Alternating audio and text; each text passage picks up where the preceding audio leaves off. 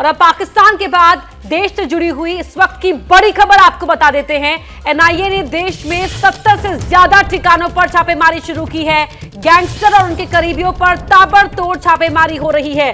दिल्ली, पंजाब, हरियाणा, राजस्थान, गुजरात समेत देश के तमाम राज्यों में फैले गैंगस्टर्स और उनके सिंडिकेट पर एनआईए ने शिकंजा कस लिया है। मनोज वर्मा हमारे सहयोगी जुड़ गए हमारे साथ। मनोज, इस एक्शन को लेकर क्या कुछ जानकारी अब तक मिल पाई है? जी बिल्कुल, देखिए आपको बताना चाहूंगा कि ये पहली बार इस तरीके से रेड नहीं की जा रही है। इससे पहले भी रेड की जा चुकी है। दरअसल जब सिद्धू मूसेवाला जो सिंगर है उसकी हत्या हुई थी, उसके बाद से ही एक गैंगस्टर का जो नेटवर्क था उसे खत्म करने की कोशिश की जा रही थी। एनआईए ने कुछ दिन पहले ही यूएपीए का मुकदमा दर्ज किया था और उसके बाद लगातार जो है गैंगस्टर पर कार्रवाई की जा रही है, क्योंकि सिद्धू मूसेवाला की जो हत्या थी वो उसका आरोप जेल में बैठे गैंगस्टर लॉरेंस बिश्नोई के ऊपर लगा था। तो कहीं ना कहीं एनआईए को ये लग रहा था कि जेल में बैठे जो गैंगस्टर्स हैं वो लगातार बाहर जो उनके सिंडिकेट्स हैं उनके जरिए जो है वारदातों को अंजाम दे रहे हैं, उन्हीं पर लगाम कसने के लिए एनआईए की रेड पंजाब, हरियाणा, राजस्थान, दिल्ली, चंडीगढ़ और मध्य प्रदेश में लगातार चल रही है। जी ठीक है, आपका जानकारी के लिए बहुत बहुत धन्यवाद। तुर्की में भूकंप के बाद रेस्क्यू ऑपरेशन के लिए भारत ने ऑपरेशन दोस्त चलाया। एनडीआरएफ समेत दुनिया के बचाव दल ने तुर्की में कई जिंदगियां बचाई। रेस्क्यू ऑपरेशन से लौटे इन जवानों से पीएम मोदी ने मुलाकात की। पीएम मोदी के सामने बैठे ये वो जवान हैं जिन्होंने तुर्की में विनाशकारी भूकंप से हुई तबाही के बीच जान जोखिम में डालकर रेस्क्यू ऑपरेशन चलाया। पीएम मोदी ने जवानों के साहस की खूब तारीफ की। ये भी कहूंगा कि वहां से आने वाली हर तस्वीर के साथ पूरा देश गर्व से भर रहा था। वहां गई भारतीय टीम ने प्रोफेशनलिज्म के साथ साथ मानवीय संवेदनाओं का भी जो समावेश किया है वो अतुलनीय है। पीएम मोदी ने इन बहादुर जवानों को भारतीय संस्कृति का भी पाठ पढ़ाया। देश कोई भी हो, अगर बात मानवता की है, मानवीय संवेदना की है, तो भारत मानव हित को ही सर्वोपरि रखता है। देखिए, भूकंप के साथ ही सीरिया युद्ध की मार भी झेल रहा है। एबीपी न्यूज की टीम अलेप्पो, हामा होते हुए अब बगदादी के गढ़ रहे इदलिब पहुंच चुकी है। बगदादी के इस गढ़ में आज हर तरफ सन्नाटा है। अगर कुछ बचा है तो वो है दीवारों पर गोलियों के निशान। इस समय सीरिया में युद्ध की भयावह तस्वीर दिखाने जा रहे हैं। किस तरह से युद्ध ने पूरे के पूरे शहर को बर्बाद कर दिया। और ये इदलिब इलाका, वो इलाका जो कि आतंकवादियों का गढ़ रहा है, आईएसआईएस का गढ़ रहा है, वहां पर आप देखिए किस तरह से सारे एक के बाद दूसरे मकान खाली पड़े हुए हैं। और ये सब जो युद्ध की चपेट में आकर के ध्वस्त हुए हैं।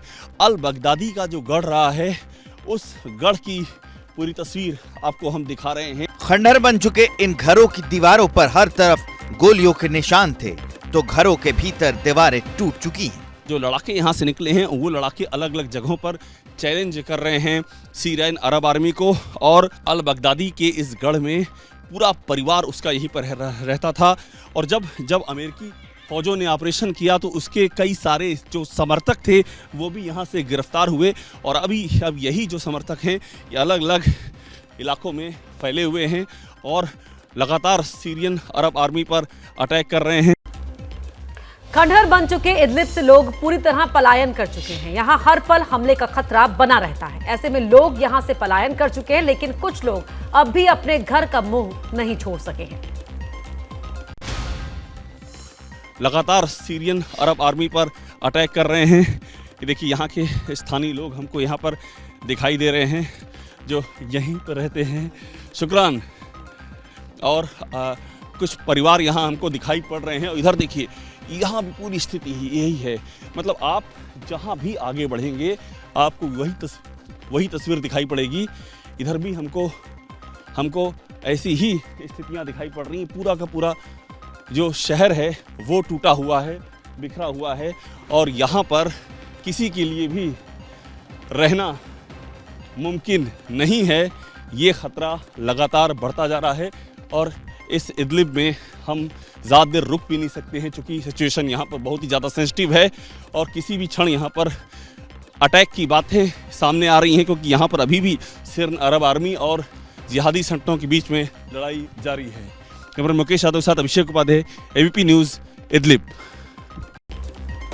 सीरिया में विद्रोहियों के खतरे की वजह से हर आने जाने वाले की तलाशी ली जाती है। इदलिब और उसके आसपास कड़ा सुरक्षा घेरा बनाया गया है। एबीपी न्यूज संवाददाता अभिषेक उपाध्याय को हर नाके पर सुरक्षा जांच से गुजरना पड़ा। हम इस समय हामा से लद्दाखिया की ओर बढ़ रहे हैं और जैसे जैसे आगे बढ़ते हैं सिक्योरिटी चेक है। यहाँ आप 1 से 2 किलोमीटर भी बगैर सिक्योरिटी चेक के नहीं जा सकते हैं। अभी देखिए यहाँ पर ये हमको सीरियाई फौज के जवान दिख रहे हैं, गाड़ियों को चेक किया जा रहा है। ये हम सीरिया के नॉर्थ वेस्ट इलाके में और नॉर्थ वेस्ट इलाके में खास तौर पर हमको ऐसे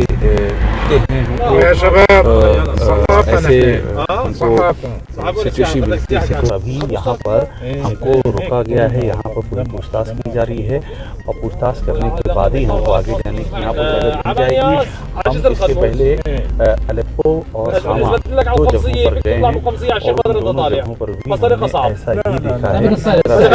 वहाँ भी तुर्की की जबरदस्त और अब उसके बाद अब हम लद्दाखिया की ओर यहाँ से बढ़ रहे हैं। देखिए इन्होंने लंबी पूछताछ के बाद हमको यहाँ से अब जाने दिया है और अब हम लद्दाखिया की ओर आगे बढ़ेंगे और जगह जगह पर ऐसे चेक पॉइंट बनाए गए हैं। एक बार फिर से स्वागत है आपका न्यूज एंड व्यूज में। आगे बढ़े उससे पहले रूस और यूक्रेन युद्ध को लेकर इस वक्त की एक बहुत बड़ी खबर आपको बता दें। यूक्रेन के राष्ट्रपति जेलेंस्की ने चीन को डायरेक्ट चेतावनी देते हुए कहा है कि अगर रूस की मदद की तो वर्ल्ड वॉर 3 के लिए तैयार रहे।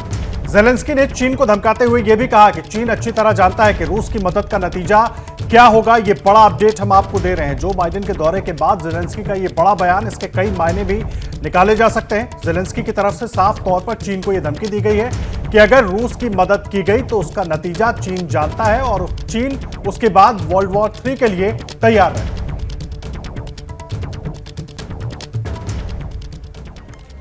और अब बात करते हैं मुंबई की, जहां सिंगर सोनू निगम के साथ बदसलूकी का मामला सामने आया है। दरअसल चेंबूर इलाके में उद्धव ठाकरे गुट के विधायक की तरफ से चेंबूर फेस्टिवल का आयोजन किया गया था। रात करीब 10 बजे जब सोनू निगम परफॉर्म कर अपनी टीम के साथ जा रहे थे, इस दौरान सीढ़ी से उतरते समय उनके साथ धक्का मुक्की हुई। सोनू निगम की टीम के एक साथी को भी सीढ़ी से गिरा दिया गया। चेंबूर पुलिस स्टेशन पहुंचकर सोनू निगम ने उद्धव गुट के स्थानीय विधायक प्रकाश के बेटे के खिलाफ मामला दर्ज कराया।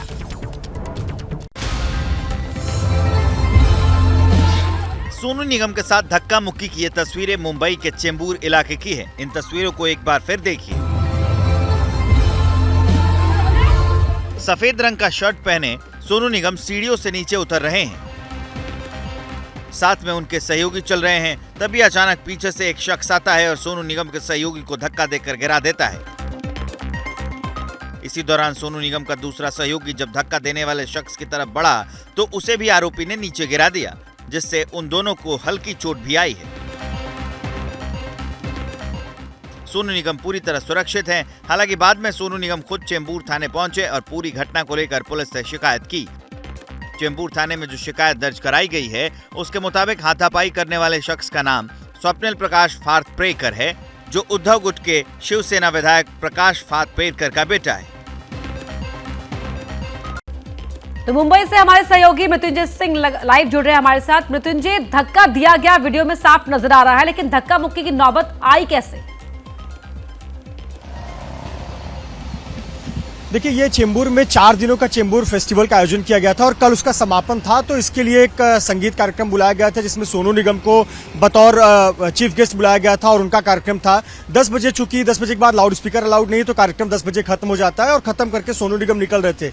लेकिन जो विधायक का बेटा है, स्वप्निल नाम है इसका, स्वप्निल प्रकाश फातप्रेकर नाम है, इसने जबरन उसे पकड़ना चाहा, सोनू निगम को पकड़कर सेल्फी लेना चाहा। और ये पहले भी स्टेज पर धक्का मुक्की एक बार हो चुकी थी। जो सोनू निगम के बॉडीगार्ड्स है, उस समय उन्होंने धक्का लड़के को किनारे कर दिया था, स्वप्निल को। लेकिन ये जब उतर रहे थे उस दौरान उसने जबरन सेल्फी लेना चाहा और उसी दौरान बॉडीगार्ड सामने आ गए, तो उसने बॉडीगार्ड को धक्का दे दिया। फिर दूसरे व्यक्ति बचाव के लिए आए, उसे धक्का दे दिया। तो इसमें चाहे हरी हो चाहे रब्बानी हो, इन दोनों को हल्की चोटें आई हैं और सोनू निगम खुद सीढ़ी पर गिरकर बैठ गए।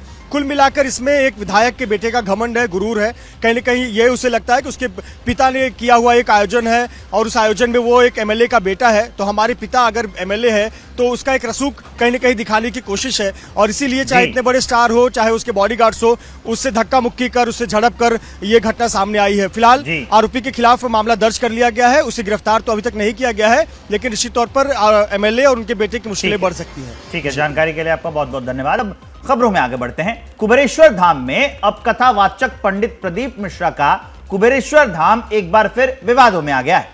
एक महिला ने प्रदीप मिश्रा के रिश्तेदारों पर मारपीट के गंभीर आरोप लगाए हैं, उसी पर हमने रिपोर्ट बनाई है, देखिए। ना पति दुख देगा, ना बच्चे दुख देंगे, ना कुटुंब दुख देगा, ना बहू दुख देगी, ना पोता पोती दुख देंगे। आप में से कितने लोग हैं जो टीवी पर? रुद्राक्ष बाबा के नाम से मशहूर हो रहे प्रदीप मिश्रा का विवादों से पीछा नहीं छूट रहा है। नीमच की एक महिला इंदिराबाई ने प्रदीप मिश्रा के भांजे समीर शुक्ला और समिति के अन्य सदस्यों के खिलाफ मारपीट की शिकायत दर्ज कराई है। नीमच जिले के मनासा के ग्राम घट पीपलिया की रहने वाली 35 साल की इंदिरा मालवीय ने आरोप लगाते हुए कहा कि वो कुबेरेश्वर धाम पहुंची थी। कथा के नाम पर ये लोग उसे एक कमरे में ले गए, जहां उसके साथ मारपीट की गई और कथा के नाम पर उससे पैसे मांगे गए। घर वालों ने दबाव में आकर खाते में पैसे भी डलवा दिए। महिला ने मंडी थाने में शिकायत दर्ज कराई है।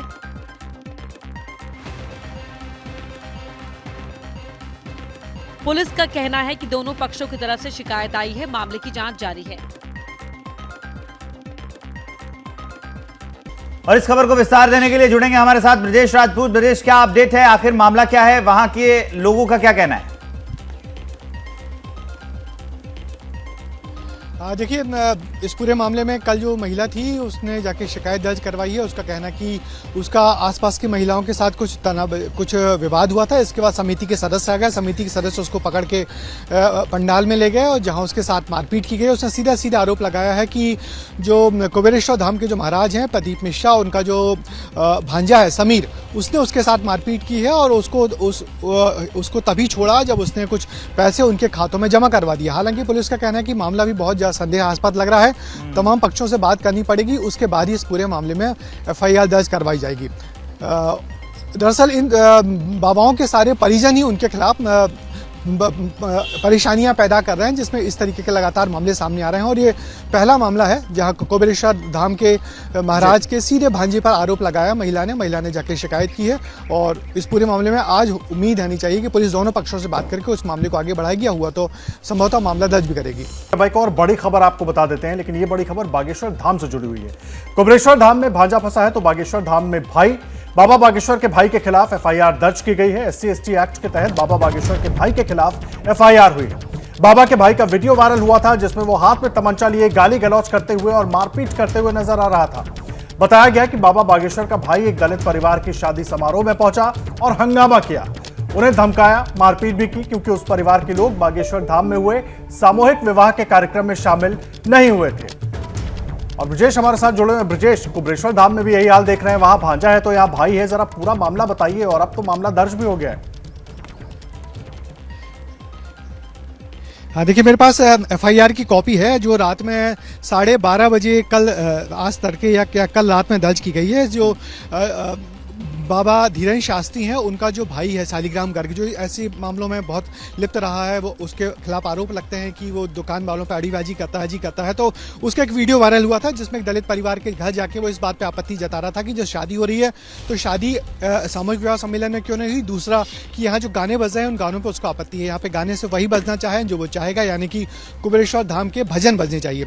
तो ये वीडियो वायरल हुआ था, पुलिस के ऊपर बड़ा दबाव था। पुलिस ने एक छोटी कमेटी बनाई और जांच कमेटी ने माना कि वाकई ये व्यक्ति जो तमंचे लहरा रहा है, गंदी गंदी गालियां बक रहा है दलित परिवार को, ये बाबा का भाई है। तो इस पूरे मामले में धारा 294, 323, 506, 427 और हरिजन एक्ट के तहत मामले दर्ज कर लिया गया और संभवतः इस मामले में अब गिरफ्तारी भी होगी। गिरफ्तारी करने के बाद जो बाबा का जो भाई है उससे तमंचा जब्त किया जाएगा। और उसके बाद लगता है पूरी परेशानियां अब धीरेन्द्र शास्त्री की लगातार बढ़ने वाली हैं, क्योंकि वो अपने इसी भाई के चलते वो लगातार परेशान रखिए। ब्रजेश राजपूत, आप आगे भी आपसे इस पूरे मामले को लेकर अपडेट लेते रहेंगे। फिलहाल शुक्रिया इस पूरी जानकारी के लिए। बढ़ते हैं आगे। कल का दिन ट्रेन से लेकर प्लेन तक अफवाहों का रहा।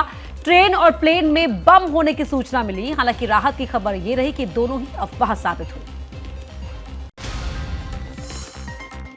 एक तरफ दिल्ली से चेन्नई जाने वाली गरीब रथ एक्सप्रेस है तो दूसरी तरफ दिल्ली से देवघर जा रही फ्लाइट। एक को जाना है चेन्नई लेकिन रुक गई राजस्थान के धौलपुर में, दूसरे को देवघर में लैंड होना था लेकिन होना पड़ा लखनऊ में।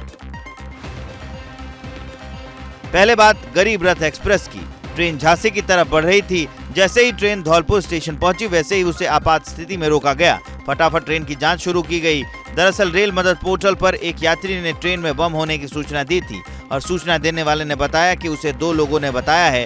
ट्रेन करीब 2 घंटे धौलपुर स्टेशन पर खड़ी रही। डॉग स्क्वाड की मदद से जांच के बाद ट्रेन को रवाना किया गया। ट्रेन में बम नहीं था। हालांकि इसके बाद ट्रेन को ग्वालियर में भी रोका गया और इसकी जांच की गई।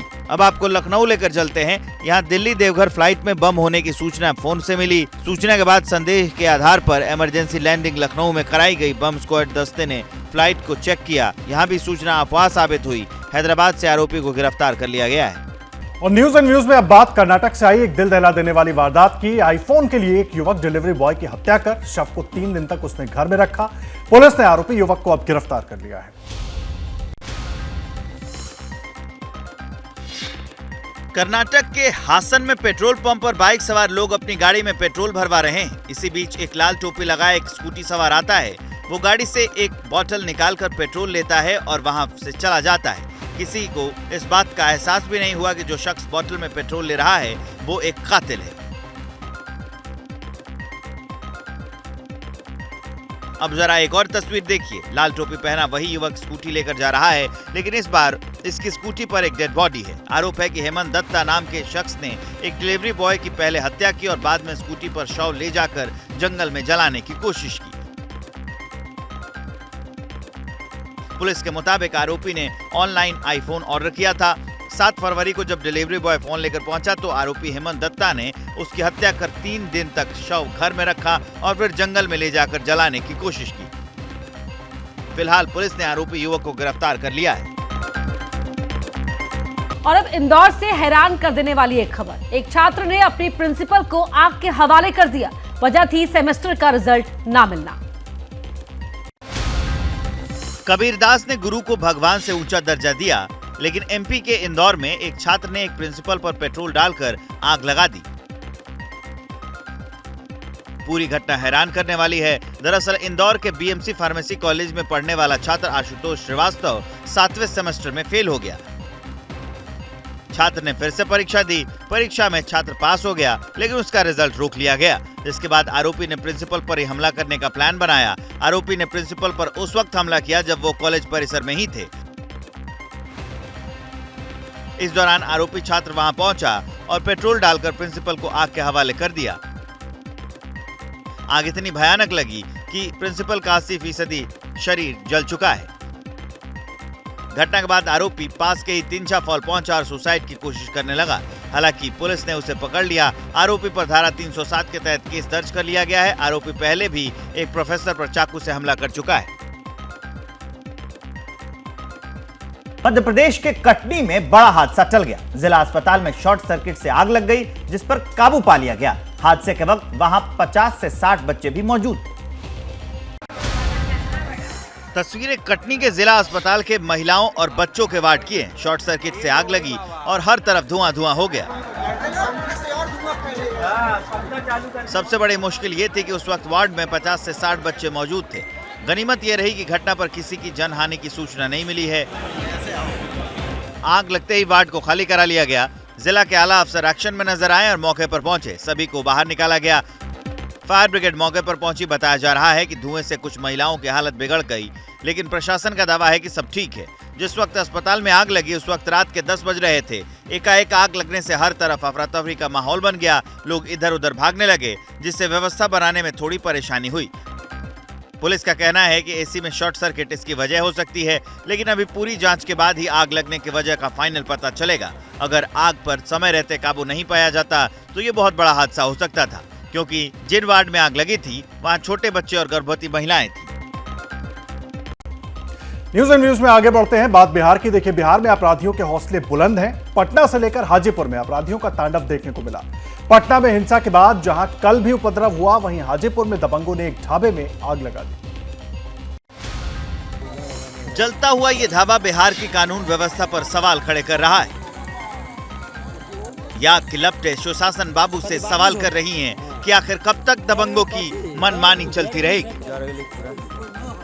तस्वीरें बिहार के हाजीपुर की हैं। रेलवे स्टेशन के पास एक ढाबा मालिक से दबंगों ने पहले मारपीट की और उसके बाद ढाबे को आग के हवाले कर दिया। वहीं पटना में 2 दिन से भारी बवाल मचा है। 2 गुटों के बीच रविवार को हुई हिंसा के बाद सोमवार को भी तनाव बना रहा। उपद्रवियों ने पटना के जेठुनी गांव में मुखिया के गोदाम में आग लगा दी। पूरा गोदाम धान की बोरियों से भरा था, लिहाजा आग से धान भी जलने लगा। घटना की खबर मिलते ही फायर ब्रिगेड की टीम मौके पर पहुंची और आग पर काबू पाया। इससे पहले रविवार को जेठुनी गांव में मुखिया के ड्राइवर पर फायरिंग का आरोप लगा। घायलों में 2 लोगों की मौत के बाद रविवार को लोगों का गुस्सा भड़क उठा और मुखिया के घर और गाड़ियों में आग लगा दी। फिलहाल इलाके में तनाव बना हुआ है। कोलकाता में एक बार फिर बड़ी रकम मिली है। कोलकाता पुलिस ने कल 1 करोड़ से ज्यादा का कैश बरामद किया। साथ ही एक शख्स को भी गिरफ्तार किया गया है।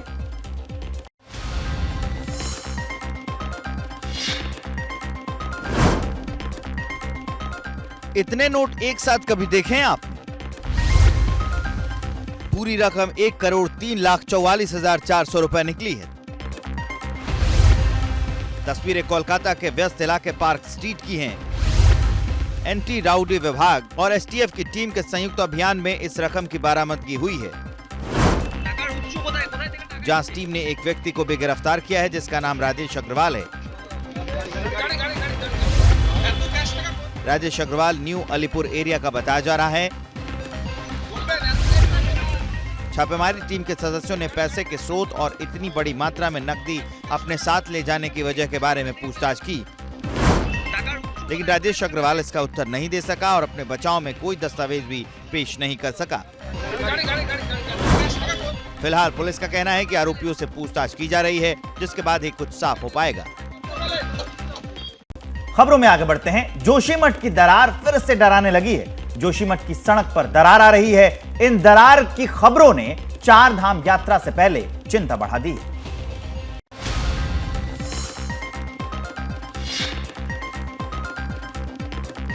यह है बद्रीनाथ हाईवे। जोशीमठ से मारवाड़ी के बीच 10 किलोमीटर सड़क, जिसमें बड़ी बड़ी दरार और गड्ढे हो गए हैं। सुरक्षा दीवारों में दरार से सड़क की हालत जर्जर है। इसी बद्रीनाथ नेशनल हाईवे से 4 धाम की यात्रा शुरू होगी। यात्रा सीजन शुरू होते ही इसमें लाखों वाहनों का दबाव पड़ेगा। पिछले साल इस सड़क से 18 लाख से अधिक वाहन गुजरे थे, तब ऐसे हालात नहीं थे। इस साल सड़क जर्जर हो गई है। साथ ही हेलंग से जोशीमठ 13 किलोमीटर सड़क पर चौड़ीकरण और सुरक्षा दीवार का काम भी होना है। 27 अप्रैल को बद्रीनाथ के कपाट खुलने हैं। अब महज 2 महीने का ही समय बचा है। इस तस्वीर को देखिए, गड्ढा कितना बड़ा हो गया है। सवाल यह है कि ऐसी सड़क पर यात्रा कैसे होगी? क्या इन सड़कों में ट्रैफिक का भारी प्रेशर झेलने की ताकत है? क्योंकि इन दिनों यहाँ ट्रैफिक ना के बराबर है, तब हालात ऐसे हैं। तब कैसे होंगे, पहले से सोचना जरूरी है। न्यूज एंड व्यूज में हमारे साथ इतना ही। जैसे ही घड़ी का काटा दोपहर 2:30 पे आए, बबीता जी का दिल सास बहू साजिश के लिए मचल जाए। और ये है इनकी बहू, पूरे दिन ऑफिस की टेंशन हो जाए गॉन जब ये करें अपना फेवरेट शो फ्री टाइम पे ऑन। इनकी तरह आप भी देखिए अपना फेवरेट शो अपने टाइम पर और डाउनलोड कीजिए एबीपी लाइव ऐप अपने स्मार्ट टीवी पर।